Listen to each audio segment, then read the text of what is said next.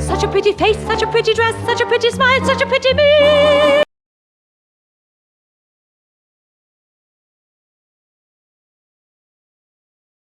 The worst thing about being this hot and single sometimes is like, no one's appreciating this. Like, come on. I always do this weird thing after mediocre first dates where even though I don't want a second date, I get really offended when the other person doesn't want one, because it's like, I am the hottest, most interesting person you've probably ever met. Why wouldn't you want a second date with me? You want to tell me where you were last night? Where were you? Nowhere. Because when you dropped me off, this was at 158,981 miles, and now look at it. You're freaking My house crazy. is only 4 miles away. So where did you go last night? Say it right now. Tell me you love me. Chill. Tell me you love me. Oh my God, you're choking me. Say it. I love you. Ow. Say it again. Sis, if he don't put up a fight, that's a red flag. If I have that moment and you don't call me back when I hang up on you, or I block you and you don't call me private, I'll text you I'm done with you and you say red flag. If he can go all day, shit, I even say 12 hours without contacting you, that's a red flag. Because it's too many men out here sending good morning texts, good afternoon texts, good night, good evening, cash apps. And you mean you couldn't hit my line all day? And they love to be like, oh, I was getting my shit together, I had a lot going on. You're lying. You're lying. Say it, don't say it, don't say it. Don't you dare say it, don't say it, don't say it, don't say it. Please, please don't say it, don't say it. Is that your other girlfriend?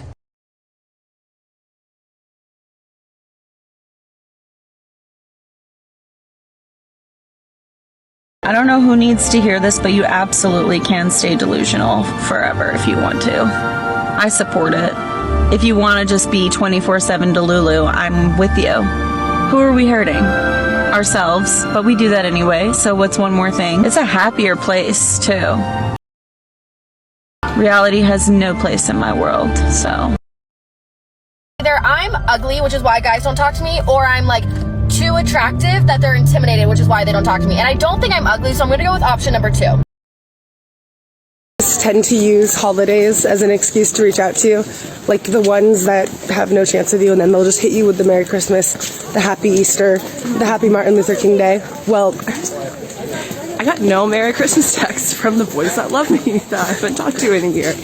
No men wished me Merry Christmas yesterday either. Like, why aren't they obsessed with me anymore? And I'm just wondering, for how long have we been ugly? This has been the whole time, or is this new? Makes no sense, obviously. Makes no sense. I want you to love me, but like hate me a little bit.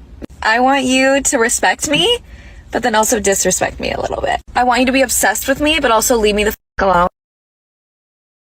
I recently was going on dates with a man, and nice guy, good guy, treated me well. But once I realized that he was not my husband, because I'm only looking for husband energy at the moment, I ended things with him, and I sent him a text, because like it wasn't that serious, you know, I didn't feel like I needed to do it in person. Anyway, I sent him a text, told him that I didn't see it going any further, and he agreed. He said that he didn't think that he could make me happy. And while I appreciate that, it was a very kind response, he didn't even try. He didn't even try and say that he like wanted to change, that he wanted to like whatever. Like, I can be manipulated.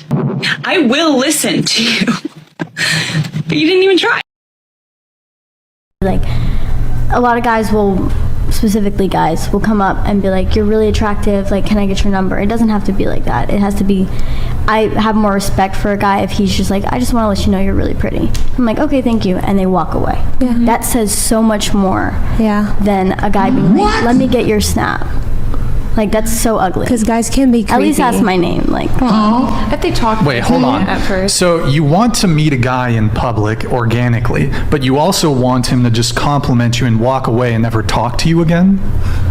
That leads to you mean, something. I see what you're saying. Have you ever been in a major city? You never see like. Yeah, it happens, and it also doesn't happen. It could lead to like. If I'm in LA and I approach a girl somewhere, like I'm Also, never seeing her again. Unless I get her contact info.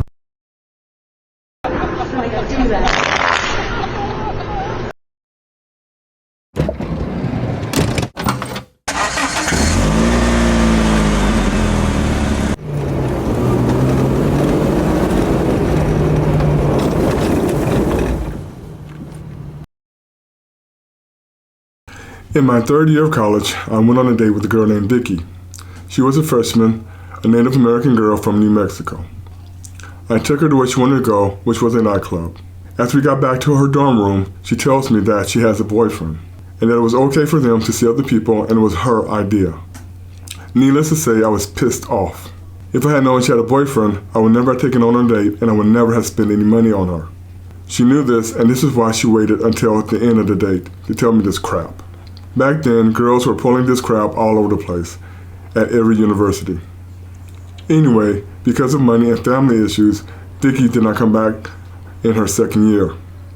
During my last year, Vicky was back. Now, Vicky wanted a real boyfriend.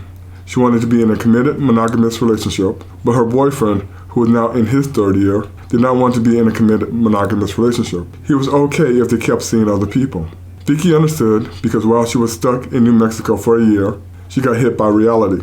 She discovered that if she does not lock down a man while she is in college, then when she gets out of college, the competition to get a good man is rough among women. She also discovered that because of this, after graduating college, most men do not want to be in a committed monogamous relationship. A lot of girls found this out the hard way. A roommate named Mark, girlfriend, did this to him in college, and after he graduated, they went their separate ways. 8 years later, they both moved back to Phoenix. Some of her friends told her that Mark was living back in Phoenix. She said that she wanted to contact him, and if her friends did not push her, she would have been too scared to contact him. She contacted him, they got married and had 2 kids. When their oldest was 6, I talked to her. They were doing great, they had sold their home, and were finishing building a custom-built home. During our conversation, because of what she did to Mark in college, she was scared that he would now cheat. Out of all the girls I knew who did this to their boyfriends in college, they are the only couple where it worked out. For the ones that did get back together, all the men cheated, even after they got married, and she knew this. But Mark is different. I knew him very well. I knew that once he said to forget it, it was done and it was over. She knew she was the exception to the rule, but you never know if this is 100% true. And from talking to some men today, women are still playing the same game. They never stopped playing this game. They were playing this game back in the 70s and 80s and the 90s and even today. I have hundreds of stories just like this.